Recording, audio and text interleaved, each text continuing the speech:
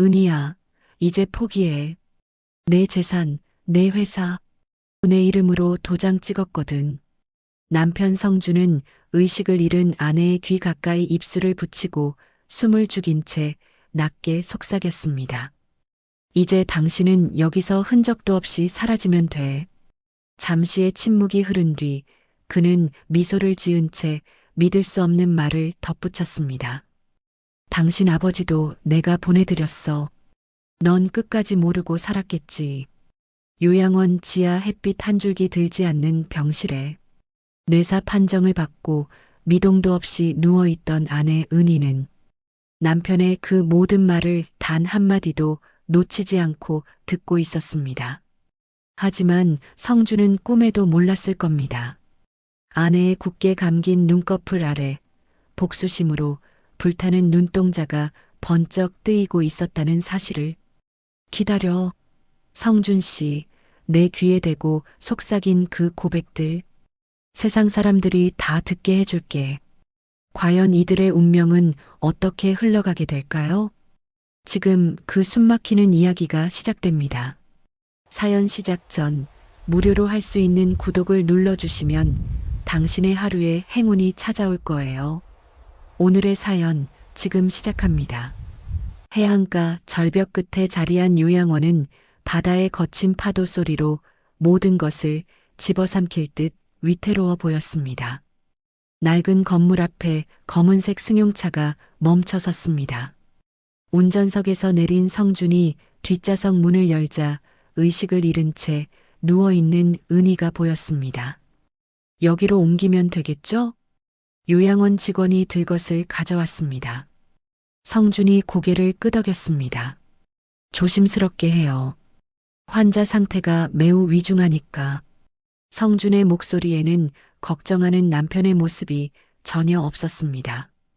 오히려 차갑고 기계적인 톤이었죠. 들것에 실린 은희는 창백한 얼굴로 숨만 겨우 쉬고 있었습니다. 머리카락이 어지럽게 흩어져 있었고 병원 가운이 구겨진 채였습니다. 성준이 직원을 따라 요양원 안으로 들어갔습니다. 복도는 축축한 냄새와 소독약 냄새가 뒤섞여 코를 찔렀습니다. 오래된 형광등이 깜빡거리며 어둠을 불안하게 밝혔습니다. 지하로 내려가는 계단이 나왔습니다. 성준이 직원의 뒤를 따라 내려갔습니다. 지하 병동은 더욱 음침했습니다. 창문 하나 없는 복도 끝에 작은 병실이 있었습니다. 이 방이 가장 조용한 곳입니다. 아무도 방해하지 않을 거예요. 직원이 병실 문을 열었습니다. 좁은 방 안에는 침대 하나와 낡은 의자, 작은 세면대가 전부였습니다. 먼지가 공기 중에 떠다니고 있었습니다. 은희를 침대에 옮긴 후 직원이 나갔습니다. 성준이 문을 닫고 주위를 천천히 둘러봤습니다. 아무도 없다는 것을 확인한 후 원장실로 향했습니다. 원장실 문을 열고 들어간 성준 앞에 뚱뚱한 중년 남자가 앉아 있었습니다. 최 원장님 말씀드린 대로 준비해 주셨죠? 최 원장이 책상 서랍에서 서류 뭉치를 꺼냈습니다. 물론입니다. 하지만 이런 일은 처음이라서요. 성준이 가방에서 두꺼운 봉투를 꺼내 책상 위에 놓았습니다. 걱정할 것 없어요. 이 돈이면 충분할 거예요. 최 원장의 눈이 번뜩였습니다. 봉투를 열어보니 현금 다발이 가득했습니다. 환자는 어떤 상태인가요? 뇌사 상태예요. 의식이 돌아올 가능성은 전혀 없다고 보시면 됩니다. 성준이 차갑게 말했습니다. 그럼 등록은 어떻게 할까요? 유령 환자로 해주세요. 공식 기록에는 남기지 말고요. 그리고 면회는 절대 금지입니다. 최 원장이 서류에 도장을 찍으며 고개를 끄덕였습니다. 알겠습니다. 그런데 만약 누군가 찾아온다면? 그런 일은 없을 거예요. 하지만 혹시라도 그런 일이 생기면 바로 연락해 주세요. 성준이 합의서에 서명을 마쳤습니다. 최 원장도 자신의 서명을 했습니다. 이제 아무도 이 환자에게 접근할 수 없습니다. 저희 직원들도 마찬가지고요. 좋아요. 그럼 마지막으로 환자를 보고 가겠습니다. 성준이 다시 지하 병실로 내려갔습니다. 문을 열고 들어가니 은희가 침대에 조용히 누워 있었습니다. 숨소리만 미약하게 들렸습니다. 성준이 은희에게 다가갔습니다. 침대 옆에 서서 은희의 창백한 얼굴을 내려다봤습니다. 이제 정말 끝이구나. 성준이 은희의 뺨을 가볍게 두드렸습니다. 차가운 살감촉이 손끝에 전해졌습니다. 참 오래 걸렸어. 내가 이렇게 될 줄 몰랐겠지? 성준의 입가에 비릿한 미소가 번졌습니다. 사실 말이야, 내 아버지도 내가 죽인 거야. 내가 모르는 사이에 말이지. 성준이 은희의 귀에 입을 가까이 댔습니다. 그때 병원에서 내 아버지가 마지막으로 의식을 잃기 전에 나를 봤어. 내가 산소호흡기줄을 빼는 걸 말이야. 성준의 목소리가 점점 낮아졌습니다. 내 아버지 눈에서 마지막으로 본 건 나였어. 자신을 죽이는 사위의 모습을 말이야. 성준이 소름 돋는 웃음을 지었습니다. 당신 재산은 이제 내 차지니까 여기서 흔적도 없이 사라져. 성준이 은희의 손을 잡았습니다. 결혼 반지가 손가락에 끼워져 있었습니다. 이것도 이제 필요 없지. 성준이 반지를 억지로 빼냈습니다. 은희의 손가락이 조금 부어 있어서 쉽게 빠지지 않았습니다. 성준이 힘을 주어 빼내자 은희의 손가락에 상처가 났습니다. 지수가 좋아하겠네. 성준이 반지를 주머니에 넣었습니다. 그리고 은희를 마지막으로 한번 보고 병실을 나갔습니다. 성준의 발걸음 소리가 멀어져 갔습니다. 병실은 다시 정적에 쌓였습니다. 형광등이 깜빡거리는 소리만 들렸습니다. 그때 은희의 눈꺼풀 아래에서 눈동자가 미세하게 움직였습니다. 감긴 눈 뒤에서 의식이 깨어나고 있었습니다. 은희는 성준의 모든 말을 들었습니다. 아버지를 죽인 고백도 자신을 버리겠다는 말도 모두 들었습니다. 하지만 몸을 움직일 수는 없었습니다. 사실 은희의 몸 상태는 성준이 생각하는 것과 달랐습니다. 뇌사가 아니었습니다. 민석의 도움으로 만든 가짜 상태였습니다.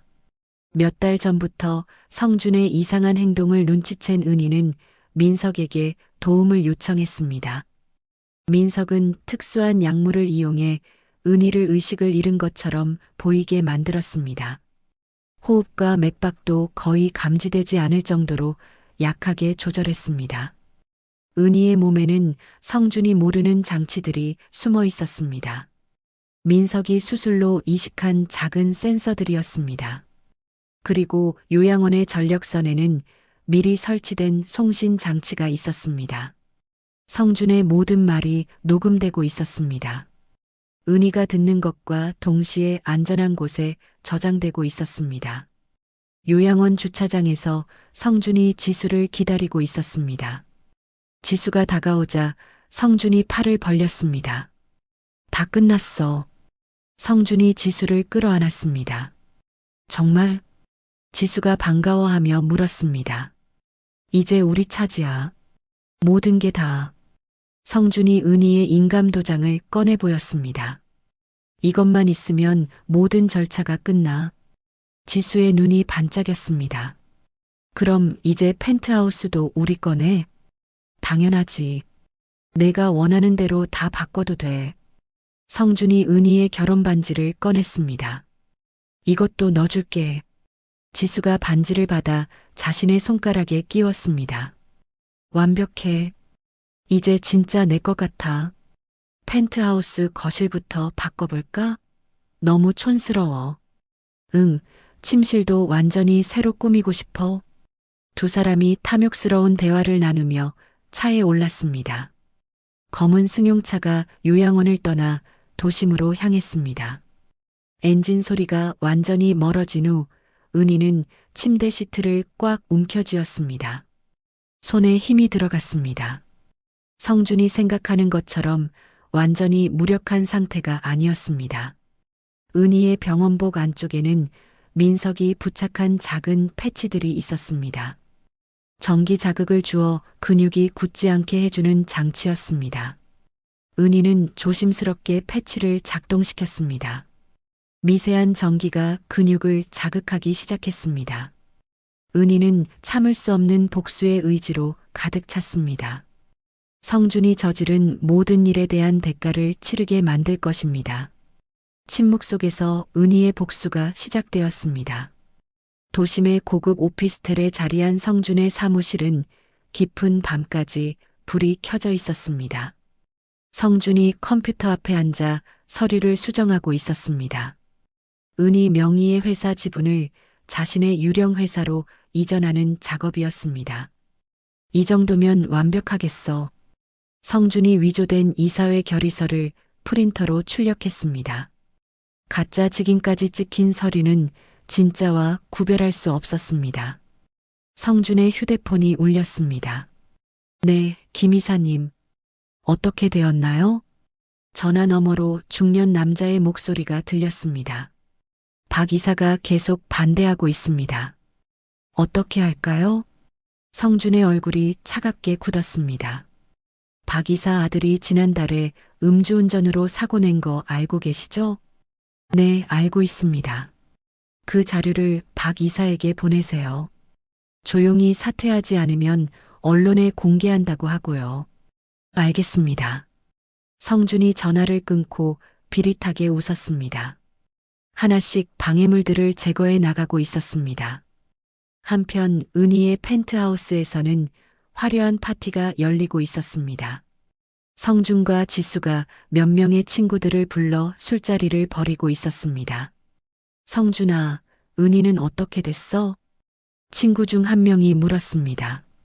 성준이 슬픈 표정을 지으며 고개를 저었습니다. 상태가 너무 안 좋아서 해외 특수병원으로 이송했어요. 의사들도 희망적이지 않다고 하네요. 정말 안 됐구나. 그런데 너는 어떻게 지내고 있어? 지수가 성준의 어깨에 손을 올리며 끼어들었습니다. 제가 옆에서 많이 도와드리고 있어요. 성준 오빠가 너무 힘들어해서요. 친구들이 고개를 끄덕였습니다. 그래도 지수가 있어서 다행이네. 파티가 끝난 후 성준이 스마트폰으로 SNS에 글을 올렸습니다. 아내의 빈자리가 너무 큽니다. 하루빨리 회복되기를 간절히 기도합니다. 글과 함께 예전에 은희와 찍은 사진을 올렸습니다.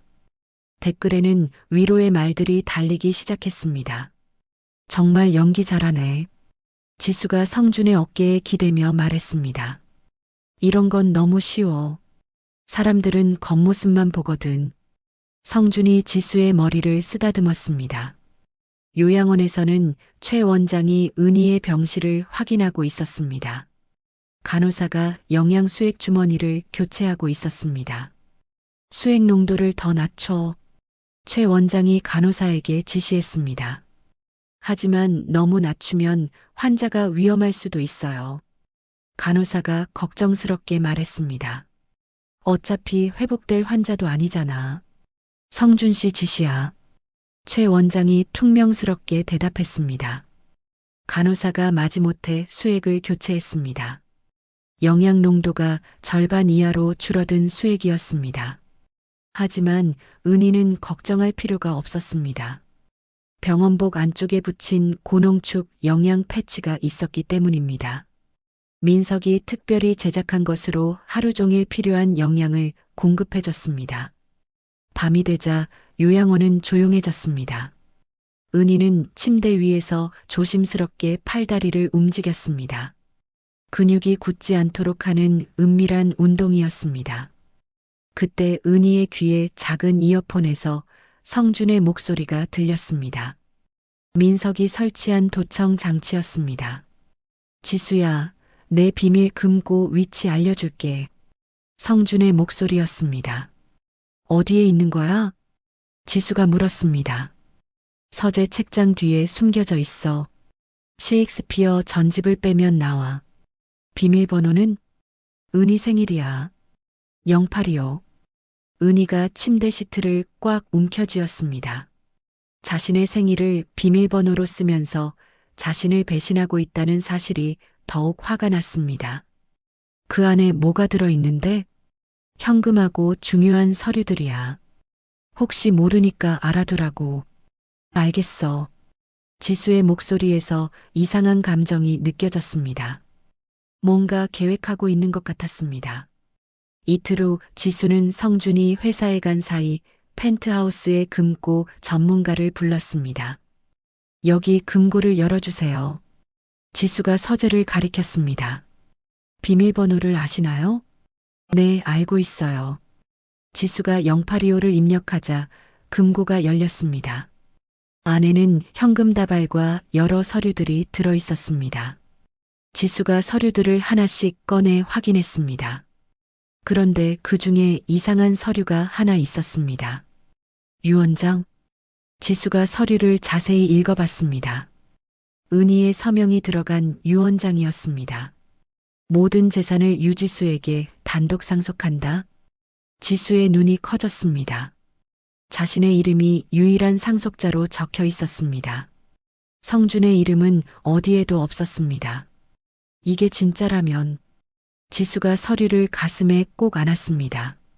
모든 재산을 혼자 가질 수 있다는 생각에 흥분했습니다. 하지만 이 서류는 은희가 미리 준비한 가짜였습니다. 지수가 욕심을 부릴 것을 예상하고 심어둔 덫이었습니다. 지수는 서류를 몰래 복사해서 자신만 보관하기로 했습니다. 성준에게는 말하지 않기로 마음먹었습니다. 이건 내 기회야. 지수가 혼자 중얼거렸습니다. 그날 밤 성준이 돌아오자 지수의 태도가 조금 달라져 있었습니다. 오늘 뭐 했어? 성준이 물었습니다. 그냥 집에서 쉬었어. 지수가 자연스럽게 거짓말을 했습니다. 그래, 좀 이상하네. 평소 같으면 쇼핑 갔다고 할 텐데. 성준이 의심스러운 눈으로 지수를 봤습니다. 요즘 피곤해서 그래. 지수가 성준의 시선을 피했습니다. 두 사람 사이에 미묘한 균열이 생기기 시작했습니다. 한편 성준은 아들 태민에게 전화를 걸었습니다. 태민아, 아빠야. 아빠, 엄마는 어떻게 되셨어요? 태민의 걱정스러운 목소리가 들렸습니다. 엄마가 특수 치료를 위해 해외로 가셨어. 당분간 연락이 어려울 거야. 어느 병원이에요? 가서 뵙고 싶어요. 아직은 안 돼. 치료에 방해가 될 수 있어. 성준이 단호하게 말했습니다. 그럼 언제쯤 볼 수 있나요? 좀 더 기다려야 해. 아빠가 연락할 테니까 절대 먼저 연락하지 마. 성준이 전화를 끊었습니다. 태민을 완전히 차단해버린 것입니다. 성준은 또한 은희의 개인 자산관리사들을 하나씩 해고했습니다. 앞으로 제가 직접 관리하겠습니다. 회계사에게 통보했습니다. 하지만 부인의 동의가 필요한데요. 부인이 현재 치료 중이라 제가 대리하는 겁니다. 성준이 위임장을 내밀었습니다. 물론 위조된 서류였습니다. 은희의 사업 파트너들이 의문을 품기 시작했습니다. 은희 회장이 갑자기 연락이 안 되는데요. 중요한 계약건이 있어서 직접 만나야겠어요. 파트너들이 성준에게 연락했습니다. 아내가 현재 해외 치료 중이라 어려울 것 같습니다. 성준이 거절했습니다. 그럼 최소한 화상 통화라도 할 수 있나요? 의사가 절대 안정이 필요하다고 해서요. 성준이 매번 핑계를 댔습니다. 파트너들이 법적 확인을 요구하자 성준은 미리 매수해둔 변호사를 내세웠습니다. 모든 법적 절차는 정상적으로 진행되고 있습니다. 변호사가 거짓 서류를 제출했습니다. 요양원에서는 최 원장이 은희의 상태를 확인하며 의아해했습니다. 이상하네. 영양 공급을 줄였는데도 상태가 악화되지 않아. 간호사도 고개를 갸우뚱했습니다. 맥박이나 호흡도 안정적이에요. 뭔가 이상해. 성준 씨가 빨리 처리하라고 압박하는데 최 원장이 초조해했습니다. 그날 밤 최 원장이 은희의 병실로 들어왔습니다. 손에 주사기를 들고 있었습니다. 이제 끝을 내야겠어. 최 원장이 은희의 호흡 보조 장치에 손을 뻗었습니다. 바로 그때 병실 문이 급하게 두드려졌습니다. 원장님 계세요? 급박한 목소리가 들렸습니다. 최 원장이 깜짝 놀라 손을 멈췄습니다. 누구야? 새로운 간호사 김미주입니다. 응급 상황이 생겼어요. 문 밖에서 젊은 여자의 목소리가 들렸습니다. 최 원장이 주사기를 재빨리 숨기고 문을 열었습니다. 최 원장이 병실 문을 열자 깔끔한 간호사복을 입은 젊은 여자가 서 있었습니다. 김미주라고 합니다. 오늘부터 야간 근무를 맡게 되었어요. 미주가 정중하게 인사했습니다. 아, 그래요. 그런데 뭔 응급 상황이라는 거죠? 최 원장이 당황하며 물었습니다. 3층에서 환자가 갑자기 쓰러져서 응급처치가 필요해요. 미주가 자연스럽게 거짓말을 했습니다. 그럼 빨리 가봐야. 최 원장이 서둘러 나가려 하는데 미주가 병실 안을 힐끗 봤습니다. 최 원장의 손에 주사기가 들려있는 것을 봤습니다. 원장님, 이 환자에게 뭘 하려고 하신 거예요? 미주가 날카롭게 물었습니다. 아, 이건 그냥 일상적인 처치. 일상적인 처치가 이런 약물인가요? 미주가 주사기를 가리키며 의심스럽게 봤습니다. 그게 아니라 최 원장이 말을 더듬었습니다. 환자 상태도 확인하지 않고 주사를 놓으시려고 했네요. 이건 의료사고로 이어질 수 있어요. 미주가 최 원장을 병실 밖으로 밀어냈습니다. 나는 원장이야. 간호사가 뭘 안다고. 저도 간호사 자격증은 있어요. 이런 처치는 명백히 잘못된 거예요. 미주가 단호하게 말했습니다. 최 원장이 할 말을 잃고 물러났습니다. 3층 응급 상황 먼저 처리하세요. 여기는 제가 지킬게요. 미주가 문을 닫고 은희와 둘만 남았습니다. 미주는 은희를 자세히 살펴봤습니다. 창백한 얼굴이지만 뭔가 다른 환자들과 달랐습니다. 호흡이 너무 규칙적이었고 맥박도 일정했습니다. 박은희 회장님이시죠? 미주가 조용히 물었습니다. 은희는 대답할 수 없었지만 미주의 목소리를 또렷하게 듣고 있었습니다. 저는 김미주예요.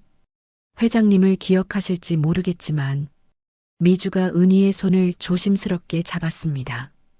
5년 전에 저희 어머니가 심장 수술을 받으셨어요. 수술비가 없어서 포기하려고 했는데 회장님 재단에서 전액 지원해 주셨거든요. 미주의 목소리에 감사함이 배어 있었습니다. 어머니가 돌아가시기 전까지 회장님 은혜를 잊지 말라고 하셨어요. 그때 미주가 은희의 맥박에 이상함을 느꼈습니다. 자신이 말할 때마다 맥박이 미세하게 빨라지는 것 같았습니다. 혹시 제 말을 들으실 수 있나요? 미주가 은희의 귀에 가까이 대고 속삭였습니다. 은희의 맥박이 확실히 변했습니다. 정말 들으시는 거네요. 미주가 놀라며 중얼거렸습니다. 제가 당신을 지키겠습니다. 아무도 해치지 못하게 할게요. 미주가 은희의 귀에 작게 속삭였습니다. 은희는 미주의 진심 어린 목소리를 듣고 민석이 알려준 신호를 보냈습니다. 손가락을 아주 미세하게 2번 움직였습니다. 미주가 은희의 손을 주에 깊게 지켜보다가 작은 움직임을 포착했습니다. 지금 신호 보내신 거죠? 은희가 다시 손가락을 움직였습니다. 한 번은 예, 2번은 아니오인가요? 은희가 한 번 움직였습니다. 그럼 지금 위험한 상황이신가요? 은희가 한 번 움직였습니다. 원장이 나쁜 짓을 하려는 건가요? 은희가 한 번 움직였습니다. 미주가 상황을 파악했습니다. 은희가 의식이 있으면서도 누군가로부터 위험에 처해 있다는 것을 알았습니다. 증거가 있나요? 은희가 한 번 움직였습니다. 미주는 재빨리 요양원 내부를 살펴봤습니다. 구석구석 숨겨진 카메라들을 발견했습니다. 감시당하고 있네요. 미주가 전기 기술자로 일했던 경험을 살려 카메라 배선을 찾았습니다. 교묘하게 전선을 분리해서 카메라를 무력화시켰습니다. 이제 안전해요. 미주가 자신의 가방에서 작은 단말기를 꺼냈습니다. 이걸로 외부와 연락할 수 있어요. 도움을 요청하세요. 미주가 은희의 손에 단말기를 쥐어줬습니다. 은희는 미리 외운 민석의 번호로 메시지를 보냈습니다. 위험, 즉시 구출 필요, 미주 믿을 만함. 민석에게서 곧바로 답장이 왔습니다. 확인, 구출 계획 실행, 미주에게 협력 요청. 미주가 메시지를 확인하고 고개를 끄덕였습니다. 민석 선생님이시군요. 알겠어요. 한편 성주는 은행에서 난관에 부딪혔습니다. 죄송합니다. 이 계좌는 본인 확인이 필요한 계좌입니다. 은행 직원이 말했습니다. 제가 남편인데요.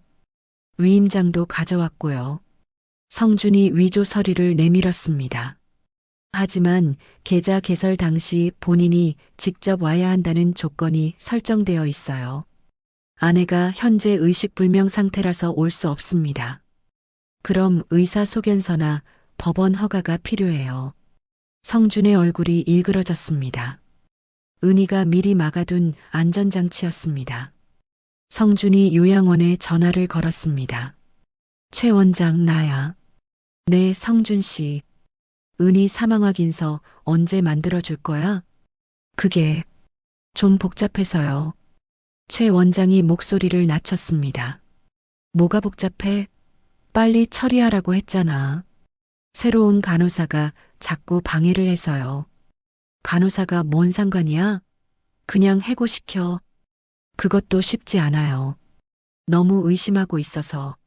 성준이 화를 냈습니다. 오늘 밤에 끝내. 더 이상 못 기다려. 최 원장이 한숨을 쉬었습니다. 알겠습니다. 사고로 처리하겠어요. 어떻게? 해안가 벼랑에서 추락사고로 만들 거예요. 확실하게 해. 성준이 전화를 끊었습니다. 최 원장이 수아들에게 연락했습니다. 오늘 밤 작업이다. 구급차 준비하고 조용히 처리해. 미주는 원장실 밖에서 이 대화를 엿들었습니다. 급히 민석에게 연락했습니다. 오늘 밤 위험해요. 은희 회장을 다른 곳으로 옮기려고 해요. 알겠어요. 구출팀 준비할게요. 시간이 별로 없어요. 뒷문으로 구급차 한 대 보낼게요. 30분 후에 도착해요. 미주가 병실로 뛰어갔습니다. 회장님, 지금 위험해요. 탈출해야 해요. 은희에게 상황을 설명했습니다. 제가 회장님 대신 침대에 누워서 시간을 벌게요. 미주가 자신의 계획을 말했습니다. 그러는 동안 뒷문으로 나가세요. 은희가 걱정스럽게 손가락을 움직였습니다. 저는 괜찮아요. 회장님이 안전한 게 중요해요. 미주가 은희를 휠체어에 옮겨 태웠습니다. 조금만 참으세요. 곧 안전한 곳에 도착할 거예요. 미주가 은희를 요양원 뒷문으로 데려갔습니다. 거기에 민석이 보낸 구급차가 기다리고 있었습니다. 회장님 맞으시죠? 구급차 직원이 확인했습니다. 네, 안전한 곳으로 모셔가 주세요. 미주가 은희를 구급차에 태웠습니다. 구급차가 요양원을 떠나자 미주는 병실로 돌아갔습니다. 자신이 침대에 누워서 이불을 뒤집어 썼습니다. 밤이 깊어지자 최 원장과 수아 2명이 병실로 들어왔습니다. 조용히 해. 아무도 모르게 옮겨야 돼. 최 원장이 속삭였습니다. 수아들이 침대 위의 형체를 담요로 감쌌습니다. 미주는 숨을 죽이며 가만히 있었습니다. 구급차 준비됐나? 네, 바깥에서 대기 중입니다. 수아들이 미주를 들것에 옮겨 실었습니다. 벼랑까지 가서 추락사고로 만들어. 최 원장이 마지막 지시를 했습니다. 구급차가 해안가 벼랑을 향해 출발했습니다. 어둠 속에서 절체절명의 순간이 다가오고 있었습니다. 새벽녘 도심 외곽의 조용한 주택가에 자리한 안전가옥에서 은희가 눈을 떴습니다. 깨끗한 침대와 따뜻한 햇살이 창문으로 스며들어오는 평범한 방이었습니다. 요양원의 음침하고 차가운 지하실과는 천지 차이였습니다. 민석이 은희의 맥박을 재며 상태를 확인했습니다. 이제 안전해요. 여기는 아무도 찾을 수 없는 곳이에요. 미주는 어떻게 되었나요? 은희가 걱정스럽게 물었습니다. 무사히 구출했어요. 정말 용감한 분이더라고요. 민석이 안심시켰습니다. 그분이 아니었다면 이제 본격적으로 반격을 시작해야죠. 민석이 은희를 일으켜 세웠습니다. 우선 몸부터 회복해야 해요. 은희의 다리는 아직 힘이 없어서 떨렸습니다. 한편 해안가 벼랑에서는 아수라장이 벌어지고 있었습니다. 민석의 경호팀이 구급차를 포위하고 있었습니다. 차에서 내려 경호원들이 구급차를 멈춰 세웠습니다. 최 원장과 수하들이 당황하며 차에서 내렸습니다. 우리는 응급환자를 이송하는 중이에요. 최 원장이 거짓말을 했습니다. 그럼 환자는 어디 있나요? 경호원이 구급차 뒷문을 열자 미주가 담요를 벗고 일어났습니다. 여기 있네요. 미주가 씩 웃으며 말했습니다. 최 원장의 얼굴이 새파래졌습니다. 너는 누구야? 박은희 회장님을 구하러 온 사람이에요. 경호원들이 숨겨둔 카메라로 모든 상황을 녹화했습니다. 최 원장이 환자를 해치려 했다는 확실한 증거였습니다. 경찰에 신고할게요. 환자 살해 시도죄로 말이에요. 미주가 단호하게 말했습니다. 최 원장과 수하들이 급히 달아났지만 이미 모든 증거가 확보된 상태였습니다. 안전가옥에서 은희는 컴퓨터 앞에 앉아 있었습니다. 지난 며칠간 수집된 성준의 모든 범죄 증거들을 정리했습니다. 횡령 내역, 외도 증거, 아버지 살해, 고백 녹음 파일까지 모든 것이 있었습니다. 이 정도면 충분할 거예요. 은희가 모든 파일을 검찰청 특별수사팀에 익명으로 전송했습니다. 수사가 시작되면 성주는 끝이에요. 민석이 고개를 끄덕였습니다. 성주는 요양원에서 전화를 받고 환호했습니다. 정말로? 확실해? 네, 사고가 나서 즉사했어요. 최 원장이 거짓 보고를 했습니다. 드디어 끝났구나. 성준이 지수에게 전화를 걸었습니다. 지수야, 은희가 죽었어. 정말? 지수도 놀라며 기뻐했습니다. 이제 모든 게 우리 차지야. 바로 상속 서류 처리하자. 성준이 흥분하며 말했습니다. 그날 오후 성준과 지수는 변호사 사무실에서 상속 서류에 서명했습니다. 장례식도 치르지 않은 상태에서 재산 상속부터 챙긴 것입니다. 축하드려요. 이제 모든 재산이 합법적으로 이전되었어요. 매수된 변호사가 거짓말을 했습니다. 고생 많이 했어요. 성준이 여유만만하게 말했습니다. 하지만 그 순간 은희는 반격을 시작했습니다. 성준이 투자한 모든 주식에 대해 대규모 공매도 공격을 퍼부었습니다. 증권사 직원이 성준에게 급히 전화를 걸었습니다. 회장님, 큰일 났습니다. 뭔 일이야? 보유하신 모든 주식이 폭락하고 있어요. 성준의 얼굴이 창백해졌습니다. 얼마나 떨어졌어? 거의 반토막이 났어요. 누군가 조직적으로 공격하고 있는 것 같아요. 그럴 리가. 누가 그런 짓을? 성준이 당황했습니다. 몇 시간 만에 성준의 유동 자산이 절반 이상 사라졌습니다. 한편 해외에 있던 태민에게 은희의 메시지가 도착했습니다. 동영상 파일이었습니다. 태민아, 엄마야. 화면 속 은희가 말했습니다. 엄마. 태민이 깜짝 놀랐습니다. 분명 아버지는 엄마가 의식불명이라고 했는데 멀쩡히 말하고 있었습니다. 아빠가 너에게 거짓말을 했구나. 엄마는 살아있어. 그럼 왜 연락이 안 됐어요? 아빠가 엄마를 죽이려고 했거든. 그리고 할아버지도 아빠가 죽였어. 화면에 성준이 은희에게 고백하는 녹음 파일이 재생됐습니다. 태민의 눈에서 눈물이 흘렀습니다. 이런 일이, 이제 엄마를 도와줘야 해. 아빠를 막을 수 있는 사람은 너뿐이야. 태민이 즉시 비행기표를 예약했습니다. 이틀 후 태민이 한국에 도착했습니다. 공항에서 곧바로 성준의 회사로 향했습니다. 아들아, 갑자기 왜 왔어? 성준이 놀라며 물었습니다. 엄마 소식을 듣고 싶어서요. 아직 연락이 안 와서. 태민은 거짓말하는 아버지를 보며 분노가 치밀었습니다.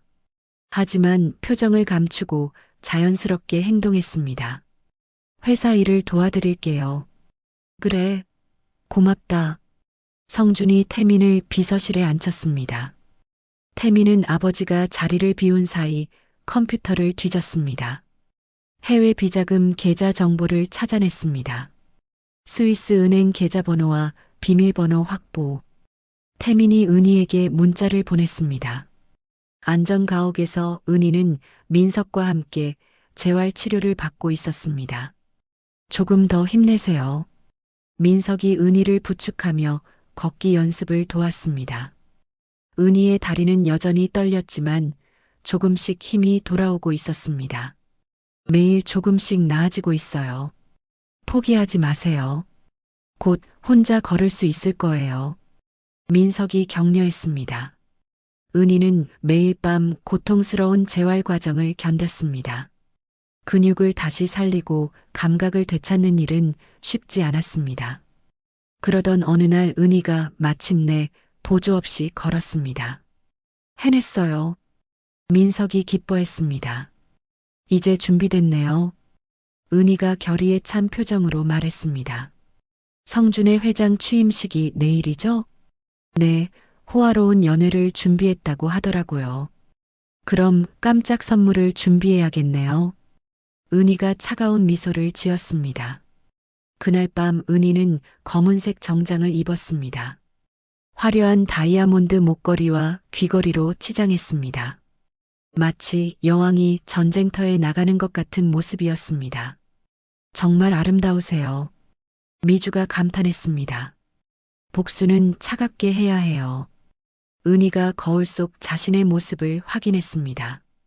한편 성준은 호텔 연회장에서 취임식을 준비하고 있었습니다. 모든 준비가 끝났습니다. 직원이 보고했습니다. 좋아. 드디어 내가 주인이 되는 날이야. 성준이 만족스럽게 웃었습니다. 지수도 화려한 드레스를 입고 성준 옆에 서 있었습니다. 이제 정말 우리 시대네. 그래, 아무도 우리를 막을 수 없어. 성준이 자신만만하게 말했습니다. 연회장 입구에서 은희가 도착했습니다. 거울에 비친 자신의 당당한 모습을 마지막으로 확인했습니다. 이제 내가 죽을 차례야. 은희가 차갑게 중얼거리며 연회장으로 향했습니다. 운명의 순간이 다가오고 있었습니다. 호화로운 호텔 연회장에는 수백 명의 하객들과 기자들이 모여 있었습니다. 성준의 회장 취임식을 취재하러 온 언론들로 가득했습니다. 오늘은 정말 뜻깊은 날입니다. 사회자가 마이크를 잡고 행사를 진행했습니다. 새로운 회장님의 취임사를 들어보겠습니다. 성준이 단상에 올라 마이크를 잡았습니다. 지수가 무대 아래에서 환한 미소로 박수를 쳤습니다. 여러분, 오늘 이 자리에서 성준이 말을 시작하려는 순간 연회장 대형 스크린이 켜졌습니다. 저건 뭐지? 하객들이 웅성거렸습니다. 스크린에 요양원 병실이 나타났습니다. 성준이 의식을 잃은 은희의 뺨을 때리고 있는 영상이었습니다. 내 아버지도 내가 죽인 거야. 스크린에서 성준의 목소리가 또렷하게 들렸습니다. 당신 재산은 이제 내 차지니까 여기서 흔적도 없이 사라져. 연회장이 순식간에 아수라장이 됐습니다. 저게 뭔 소리야? 회장이 아내를 죽이려고 했다는 거야? 하객들이 충격에 빠져 술렁였습니다. 성준의 얼굴이 새파래졌습니다. 저건 조작된 거예요. 성준이 당황하며 소리쳤습니다. 바로 그때 무대 뒤편에서 한 여자가 걸어 나왔습니다. 검은 정장에 화려한 보석을 걸친 은희였습니다. 조작이라고요? 은희가 차가운 목소리로 말했습니다. 으악! 성준이 죽은 줄 알았던 아내를 보고 비명을 지르며 바닥에 주저앉았습니다. 연회장이 더욱 소란스러워졌습니다. 저분이 죽었다던 부인 아닌가? 어떻게 살아계신 거지? 기자들이 카메라를 들이댔습니다. 은희가 당당하게 단상으로 올라갔습니다. 성준은 바닥에 앉은 채 떨고 있었습니다. 당신이 내게 한 일들을 모든 사람 앞에서 말해볼까? 은희가 성준을 내려다봤습니다. 은희야. 이건 오해야. 성준이 더듬거렸습니다. 오해라고요? 은희가 성준의 뺨을 강하게 때렸습니다. 탁! 연회장의 따기 소리가 울렸습니다. 이건 당신이 내게 한 일에 대한 보답이에요. 은희가 수년간 쌓인 분노를 담아 말했습니다. 그리고 당신이 가로챈 내 재산은 이미 모두 법적으로 회수했어요.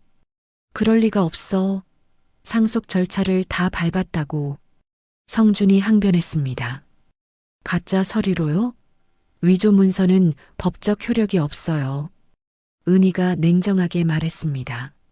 성준이 은희에게 달려들려고 일어났습니다. 인연이 감히. 아버지, 그만하세요. 무대로 태민이 뛰어 올라왔습니다. 손에는 서류 뭉치와 작은 상자를 들고 있었습니다. 태민아. 성준이 깜짝 놀랐습니다. 이게 아버지 비밀 금고에서 나온 거예요. 태민이 상자를 열어 독성 약물들을 보여줬습니다. 그리고 이건 아버지가 은밀하게 기록한 범죄 장부예요. 태민이 서류를 펼쳐 보였습니다. 너는 왜 아버지를 배신하는 거야? 성준이 분노했습니다. 할아버지를 죽인 사람을 아버지라고 부를 수 없어요. 태민이 단호하게 말했습니다. 지수는 상황이 불리해지자 몰래 빠져나가려 했습니다. 성준 오빠가 시킨 일이에요. 저는 몰랐어요. 지수가 사람들을 밀치며 도망치려 했습니다. 유지수 씨, 잠깐만요. 연회장 입구에서 수사관들이 나타났습니다. 횡령과 공모 혐의로 체포하겠습니다. 아니에요. 저는 피해자라고요. 지수가 소리쳤지만 수갑이 채워졌습니다. 성준이 바닥에 엎드려 은희의 구두를 붙잡았습니다. 은희야, 제발. 용서해줘. 지금 와서 용서를 구해요? 은희가 차가운 눈빛으로 성준을 내려다봤습니다. 당신이 내 아버지에게 한 일은 용서받을 수 없어요. 수사관들이 성준에게도 수갑을 채웠습니다. 최성준 씨, 살인교사와 횡령 혐의로 긴급 체포합니다. 성준이 끌려가면서 은희를 바라봤지만 은희는 돌아보지도 않았습니다. 연회장이 정리된 후 은희가 마이크를 잡았습니다. 죄송합니다. 이런 불미스러운 일로 여러분께 피해를 끼쳤어요. 기자들이 질문을 쏟아냈습니다. 회장님, 어떻게 살아계신 건가요? 남편의 살해 시도를 피해 숨어 있었습니다. 앞으로 회사 경영은 어떻게 하실 건가요? 정정당당하게 해나가겠습니다. 은희가 당당하게 답했습니다. 다음 날 은희는 긴급 이사회를 소집했습니다. 성준에게 협력했던 임원들은 모두 해임하겠습니다. 이사들이 긴장한 표정으로 앉아 있었습니다. 그리고 새로운 사회 공헌팀장을 임명합니다. 은희가 미주를 가리켰습니다. 김미주 씨가 맡게 됩니다. 잘 부탁드립니다. 미주가 정중하게 인사했습니다. 앞으로 우리 회사는 투명하고 윤리적으로 운영될 겁니다. 은희가 강력하게 말했습니다. 이사회가 끝난 후 민석이 은희를 진료했습니다. 완전히 건강을 회복하셨네요. 민석이 진단서를 작성했습니다. 이제 정말 자유예요. 은희가 깊게 숨을 쉬었습니다. 오랜 악몽이 끝났어요. 정말 대단하셨어요. 민석이 은희를 격려했습니다. 은희는 펜트하우스로 돌아갔습니다. 성준과 지수가 어지럽혀 놓은 모든 흔적을 지웠습니다. 가구도 새로 바꾸고 인테리어도 완전히 다시 했습니다. 이제 내 집 같아요. 은희가 만족스러워했습니다. 태민이 저녁을 가지고 왔습니다. 엄마, 같이 드실래요? 그래, 오랜만에 가족끼리 식사하자. 은희와 태민이 마주 앉아 조용히 식사를 했습니다. 엄마, 미안해요. 아버지 편을 들었던 것 때문에. 괜찮아. 내가 진실을 알았으니까 됐어. 앞으로 엄마만 믿고 따를게요. 고마워, 태민아. 두 사람이 따뜻하게 미소 지었습니다. 모든 것이 해결된 평온한 밤이었습니다. 은희가 침대에 누워 잠들려는 순간 휴대폰에 메시지가 왔습니다. 당신이 뺏은 건 성준의 전 재산이 아니야. 곧 찾아가겠다. 발신자는 알 수 없는 번호였습니다. 은희의 얼굴이 굳어졌습니다. 아직 끝나지 않은 것 같았습니다. 은희가 아침 일찍 회사에 도착했습니다. 어젯밤 받은 협박 메시지가 계속 신경 쓰였습니다. 비서가 급하게 달려왔습니다. 회장님, 큰일 났어요. 무슨 일인가요? 회사 서버가 해킹당했어요. 핵심 기술 자료들이 유출 위험에 처했습니다. 은희의 얼굴이 굳어졌습니다. 누구 짓인지 알아봤나요? 아직 확실하지 않지만 조직적인 공격으로 보입니다. 은희가 보안팀을 긴급 소집했습니다. 상황이 어떻게 되나요? 외부에서 고도의 기술로 침입했어요. 단순한 해킹이 아닙니다. 보안팀장이 심각하게 보고했습니다. 범인을 찾을 수 있나요? 추적하고 있지만 시간이 걸릴 것 같아요. 은희는 어젯밤 메시지와 이 사건이 연관되어 있다고 확신했습니다. 한편 구치소에 수감된 성준이 면회실에서 누군가와 만나고 있었습니다. 상대방은 선글라스를 쓴 중년 남자였습니다. 독사 형님, 와주셔서 고마워요. 성준이 고개를 숙였습니다. 내가 빌린 돈이 얼마인지 기억하나? 독사가 차가운 목소리로 물었습니다. 50억 정도였죠? 이자까지 합치면 100억이 넘어. 그런데 은희가 모든 자산을 가져가 버렸어요. 성준이 절망적으로 말했습니다. 그럼 내 아내한테서 받아야지. 독사가 비릿하게 웃었습니다. 은희를 어떻게 굴복시킬 수 있을까요? 간단해. 약점을 잡으면 돼. 독사가 성준에게 속삭였습니다. 그날 오후 태민이 회사에서 나와 주차장으로 향했습니다. 갑자기 검은 승합차가 나타나 태민을 가로막았습니다. 누구세요? 태민이 당황했습니다. 건장한 남자들이 차에서 내렸습니다. 조용히 따라와. 왜요? 저 뭘 잘못했는데.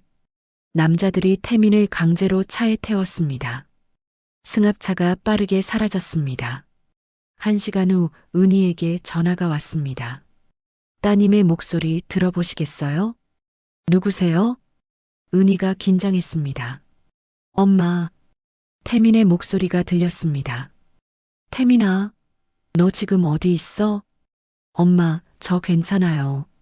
하지만 전화가 다른 사람에게 넘어갔습니다. 박은희 씨죠? 독사라고 합니다. 내 아들을 어디로 데려간 거예요? 안전한 곳에 있으니 걱정 마세요. 독사가 여유롭게 말했습니다. 뭘 원해요? 간단해요. 회사 경영권 포기 서류에 서명하세요. 그럴 수 없어요. 그럼 아들을 다시 못 볼 수도 있어요. 독사가 협박했습니다. 오늘 밤 10시까지 폐공장으로 혼자 오세요. 경찰은 절대 데려오지 마세요. 독사가 주소를 알려주고 전화를 끊었습니다. 은희는 즉시 민석과 미주에게 연락했습니다. 태민이 납치당했어요. 경찰에 신고해야 해요. 미주가 놀라며 말했습니다. 아니에요. 경찰이 오면 태민이 위험해져요. 은희가 고민에 빠졌습니다. 우리끼리 해결해야 해요. 어떻게요? 민석이 물었습니다. 미주는 독사 조직 위치를 추적해 주세요. 알겠어요. 민석은 의료진을 준비해 주세요. 태민이 다쳤을 수도 있어요. 네, 바로 준비할게요. 은희는 이중 작전을 계획했습니다. 구치소에서 성준이 독사로부터 소식을 들었습니다. 은희가 항복할 거야? 성준이 기대에 차 물었습니다. 당연하지. 자식 목숨이 걸려 있는데. 하하, 드디어 내가 이기는구나. 성준이 광기 어린 웃음을 터뜨렸습니다. 내가 다시 회장 자리에 앉는 거야. 교도관이 성준을 제지했습니다. 조용히 해. 하지만 성준은 계속 웃고 있었습니다. 그날 밤 은희가 폐공장에 도착했습니다. 어둡고 으스스한 건물이었습니다. 건물 안으로 들어가자 여러 사람이 기다리고 있었습니다. 독사뿐만 아니라 낯선 얼굴들이 많았습니다. 당신이 성준의 아내군요. 한 중년 여자가 은희를 노려봤습니다. 성준 때문에 우리 가족이 파산했어요. 우리 아버지를 죽인 게 성준이에요. 여러 사람이 은희에게 분노를 쏟아냈습니다. 잠깐, 저도 성준의 피해자예요. 은희가 손을 들어 만류했습니다. 거짓말 말아요. 남편과 한 통 속 아니에요? 이걸 보세요. 은희가 스마트폰으로 성준의 범죄 증거 영상을 보여줬습니다. 저도 남편에게 당했어요. 죽을 뻔했고요. 사람들이 영상을 보고 놀랐습니다. 정말이네. 이 여자도 피해자구나. 분위기가 바뀌기 시작했습니다. 우리가 잘못 생각했나 봐요. 독사가 우리를 이용한 거야. 사람들이 독사를 의심하기 시작했습니다. 독사가 상황이 불리해지자 화를 냈습니다. 다 입 닥쳐. 독사가 부하들에게 신호를 보냈습니다. 부하들이 태민이 갇힌 방의 문을 잠궜습니다. 가스밸브 열어. 건물 곳곳에서 가스가 새기 시작했습니다. 이제 모두 죽을 거야. 독사가 광적으로 웃었습니다. 은희가 미주에게 보낸 신호를 받고 경찰들이 건물을 포위했습니다. 경찰이다. 모두 투항해. 확성기 소리가 울렸습니다. 민석도 의료진과 함께 대기하고 있었습니다. 태민 상태 어때? 민석이 무전기로 확인했습니다. 호흡이 약해지고 있어요. 빨리 구출해야 해요. 건물 내부는 점점 위험해졌습니다. 가스 냄새가 점점 심해졌습니다. 엄마, 태민의 목소리가 들렸습니다. 은희가 잠긴 방 쪽으로 뛰어갔습니다. 태민아, 은희가 문을 두드렸습니다. 독사가 은희를 막으려 했지만 성준의 피해자들이 독사를 가로막았습니다. 비켜! 독사가 소리쳤지만 사람들이 협력해서 독사를 제압했습니다. 은희가 위험을 무릅쓰고 문을 부수고 방 안으로 들어갔습니다. 태민아! 태민이 바닥에 쓰러져 있었습니다. 은희가 태민을 끌어안았습니다. 괜찮아, 엄마가 왔어. 가스가 점점 새면서 두 사람 모두 위험한 상황이었습니다. 경찰 특공대가 폐공장을 급습했습니다. 들어간다. 대원들이 건물 안으로 쏟아져 들어갔습니다. 독사와 부하들이 저항했지만 순식간에 제압당했습니다. 손들어. 수갑이 채워지는 소리가 연달아 들렸습니다. 가스가 새고 있어요. 한 대원이 소리쳤습니다. 환기시설 가동해. 팀장이 지시했습니다. 민석이 의료진과 함께 건물 안으로 뛰어들었습니다. 은희 회장은 어디 있어요? 저기 안쪽 방이에요. 민석이 달려가자 은희가 태민을 안고 있었습니다. 두 사람 모두 가스에 중독된 상태였습니다. 회장님, 민석이 은희의 맥박을 확인했습니다. 태민부터 봐주세요. 은희가 약한 목소리로 말했습니다. 둘 다 병원으로 옮겨야 해요. 의료진이 산소 마스크를 씌웠습니다. 구급차가 병원으로 향하는 동안 민석이 응급처치를 했습니다. 회장님, 괜찮으세요? 태민이 어때요? 은희가 걱정스럽게 물었습니다. 안정되었어요. 큰 부상은 없어요. 다행이에요. 은희가 안도의 한숨을 쉬었습니다. 병원에 도착한 후 미주가 달려왔습니다. 회장님, 무사하세요? 네, 괜찮아요. 은희가 미주의 손을 잡았습니다. 독사는 어떻게 됐어요? 모두 체포됐어요. 성준과 연결된 모든 증거도 확보했고요. 경찰서에서 독사가 조사를 받고 있었습니다. 성준과 어떤 관계죠? 그놈이 우리 돈을 빌려갔어요. 독사가 모든 걸 털어놨습니다. 은희를 납치한 것도 성준 짓이었나요? 그래요. 감옥에서 메시지를 보냈어요. 수사관이 녹취록을 확인했습니다. 성준과 독사의 모든 대화가 기록되어 있었습니다. 이걸로 성준에게 가중처벌이 가능하겠네요. 한편 구치소에서 성준은 독사 체포 소식을 들었습니다. 뭐라고? 독사가 잡혔다고? 교도관이 고개를 끄덕였습니다. 추가 기소도 들어올 예정이에요. 성준의 얼굴이 절망으로 일그러졌습니다. 이럴 수가. 내가 다 잃는 거야? 이제 변명할 여지도 없겠군요. 성준이 감방 바닥에 주저앉았습니다. 병원에서 은희가 회복하고 있었습니다. 태민이 침대 옆에 앉아 있었습니다. 엄마, 정말 미안해요. 왜 미안해하니?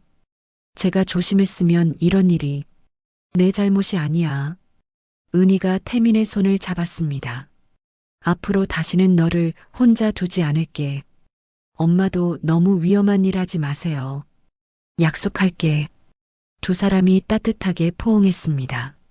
며칠 후 검찰에서 성준의 추가 기소장이 발표됐습니다. 납치교사, 협박, 조직폭력배 연루까지 죄목이 늘어났습니다.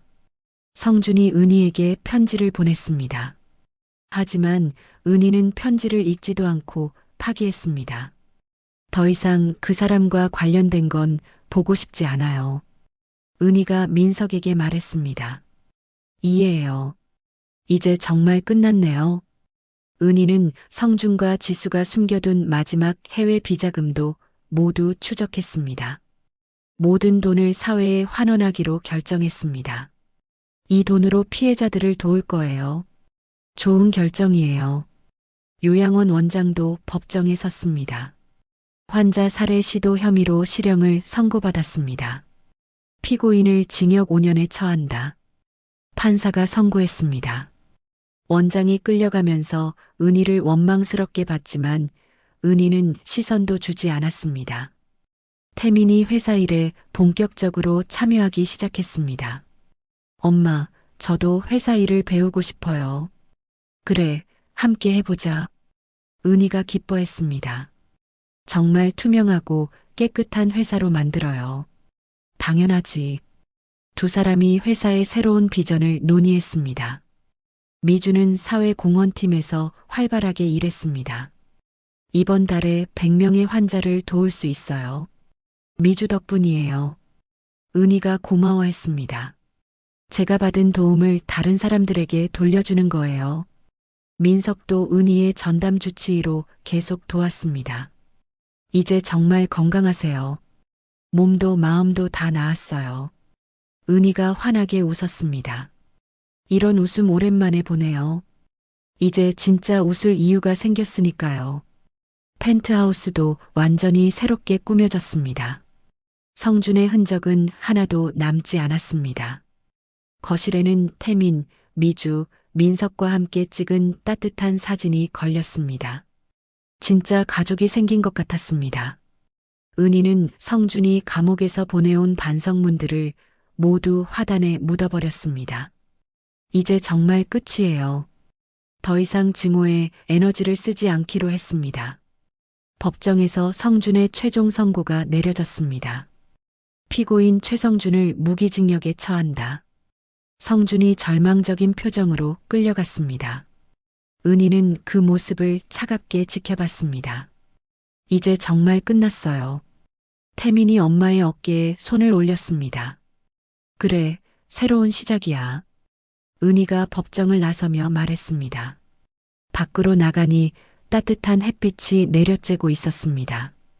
은희의 얼굴에도 평온한 미소가 번졌습니다. 복수가 아닌 용서와 치유의 길을 택한 것입니다. 해안가 절벽에서 공사가 한창이었습니다.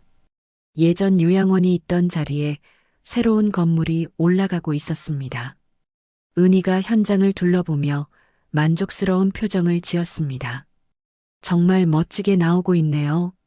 건축감독이 설계도를 펼쳐 보였습니다. 최고급 치유센터로 만들고 있어요. 어르신들이 편안하게 지낼 수 있도록요. 좋아요. 예산은 충분히 쓰세요. 은희가 흔쾌히 말했습니다. 몇 주 후 치유센터 완공식 날이 다가왔습니다. 수많은 언론과 시민들이 모여들었습니다. 오늘은 정말 뜻깊은 날입니다. 은희가 단상에 올라 마이크를 잡았습니다. 이곳에서 저는 절망을 경험했습니다. 청중들이 조용히 귀를 기울였습니다. 하지만 그 절망이 저를 더 강하게 만들었어요. 은희의 목소리에 힘이 실렸습니다. 침묵은 가장 강력한 저항이었고 눈을 뜬 순간은 새로운 삶의 시작이었습니다. 박수가 터져 나왔습니다. 이제 이곳은 희망의 공간이 될 거예요. 태민이 무대 아래에서 자랑스럽게 박수를 쳤습니다. 의젓한 경영자로 성장한 모습이었습니다. 엄마 정말 멋져요. 완공식이 끝난 후 은희, 태민, 미주, 민석이 함께 바다를 바라봤습니다. 정말 많은 일이 있었네요. 미주가 감회에 젖어 말했습니다. 이제 새로운 시작이에요. 민석이 희망찬 목소리로 말했습니다. 우리 모두 함께 이겨냈어요. 은희가 세 사람을 바라보며 미소 지었습니다. 앞으로도 계속 함께해요. 네 사람이 서로의 어깨를 감싸며 따뜻하게 포옹했습니다. 치유센터가 문을 연 후 많은 어르신들이 찾아왔습니다. 깨끗하고 따뜻한 시설에서 편안하게 지낼 수 있었습니다. 여기가 천국 같아요. 한 할머니가 은희에게 말했습니다. 편안하게 지내세요. 고맙습니다. 회장님 덕분에 새 삶을 얻었어요. 은희는 할머니의 손을 잡고 따뜻하게 웃었습니다. 절벽 끝에는 아름다운 산책로가 만들어졌습니다. 은희의 길이라는 이름이 붙었습니다. 은희가 그 길을 걸으며 바다를 바라봤습니다. 파도 소리가 평온하게 들렸습니다. 이제 정말 자유예요. 혼자 중얼거리며 깊게 숨을 쉬었습니다. 회사도 크게 성장했습니다. 윤리 경영으로 세계적인 인정을 받았습니다. 올해의 최우수 기업상을 수상하게 되었습니다. 직원이 기쁜 소식을 전했습니다. 모두 함께 이룬 성과예요. 은희가 직원들과 기쁨을 나눴습니다. 은희는 자신의 경험을 바탕으로 강연 활동도 시작했습니다. 절망의 순간에도 희망을 잃지 마세요. 강연장을 가득 메운 청중들이 감동했습니다. 여러분도 충분히 이겨낼 수 있어요. 많은 사람들이 은희의 이야기에서 용기를 얻었습니다. 어느 날 은희와 미주가 평범한 시장에 갔습니다. 함께 떡볶이를 먹으며 웃고 있었습니다. 이런 게 진짜 행복이네요. 미주가 행복해했습니다. 맞아요. 소박한 일상이 가장 소중해요. 은희도 편안하게 웃었습니다. 예전엔 이런 여유가 없었는데 이제 마음의 평화를 찾았으니까요. 두 사람이 따뜻한 시간을 보냈습니다. 저녁이 되어 은희가 펜트하우스로 돌아왔습니다. 거실벽에 걸린 가족 사진을 바라봤습니다. 태민, 미주, 민석과 함께 웃고 있는 모습이었습니다. 진짜 가족이 생겼구나. 은희가 사진을 보며 부드럽게 미소 지었습니다. 침실로 들어가 창밖을 바라봤습니다. 도시의 야경이 아름답게 펼쳐져 있었습니다. 배신은 나를 죽이려 했지만 나는 그 배신을 딛고 다시 태어났다. 은희가 조용히 혼잣말을 했습니다. 성준의 소식은 더 이상 신경 쓰지 않았습니다. 증오 대신 평화를 선택한 것입니다. 은희는 잠옷으로 갈아입고 침대에 누웠습니다. 마음이 편안했습니다. 다음 날 아침 은희가 일찍 일어나 운동을 했습니다. 건강한 몸과 마음을 유지하기 위해서였습니다. 오늘도 좋은 하루가 될 것 같아요. 거울 속 자신에게 말했습니다. 회사에 출근한 은희를 직원들이 밝게 맞이했습니다. 회장님, 좋은 아침이에요. 네, 모두 좋은 아침이에요. 은희도 환하게 웃으며 인사했습니다. 오후에 태민이 사무실로 찾아왔습니다. 엄마, 새로운 사업 제안이 있어요. 어떤 건데? 어르신들을 위한 디지털 교육 프로그램이에요. 좋은 아이디어네. 해보자. 모자가 함께 새로운 계획을 세웠습니다. 저녁 무렵 은희가 치유센터를 방문했습니다. 할머니들이 반갑게 맞아줬습니다. 회장님 오셨네요. 어르신들 안녕하세요. 은희가 정중하게 인사했습니다. 함께 저녁을 먹으며 담소를 나눴습니다. 소박하지만 따뜻한 시간이었습니다. 밤이 되어 은희가 해안가 산책로를 걸었습니다. 달빛이 바다를 은빛으로 물들였습니다. 바다를 바라보며 깊은 생각에 잠겼습니다. 지난 날들이 주마등처럼 스쳐 지나갔습니다. 이제 정말 행복해요. 바다에게 말하는 듯 중얼거렸습니다. 파도가 대답하듯 부드럽게 밀려왔습니다. 은희가 천천히 집으로 돌아가는 길에 노을이 지고 있었습니다. 하늘이 아름답게 물들어 있었습니다. 새로운 내일이 올 거야. 은희가 당당하게 걸어가는 뒷모습이 노을과 함께 사라져갔습니다. 진정한 승리와 평화를 찾은 여왕의 모습이었습니다. 박은희의 이야기는 절망에서 희망으로, 배신에서 용서로, 고통에서 치유로 이어지는 인생의 여정이었습니다. 진정한 승리는 상대를 무너뜨리는 것이 아니라 자신이 더 나은 사람이 되는 것임을 보여준 은희의 이야기. 그녀 곁에서 함께한 미주, 민석, 태민과 같은 진실한 사람들과의 인연은 혈연보다 더 깊은 가족의 의미를 일깨워줍니다. 어둠이 가장 깊을 때 새벽이 가까워진다는 말처럼 은희는 절망의 밑바닥에서 새로운 삶을 피워 올렸습니다. 이제 그녀의 앞에는 진정한 평화와 행복이 기다리고 있습니다. 이야기를 끝까지 들어주신 분들 진심으로 감사드리고 잘 들었다고 댓글 하나만 남겨주세요. 진심을 담아 응원하겠습니다. 감사합니다.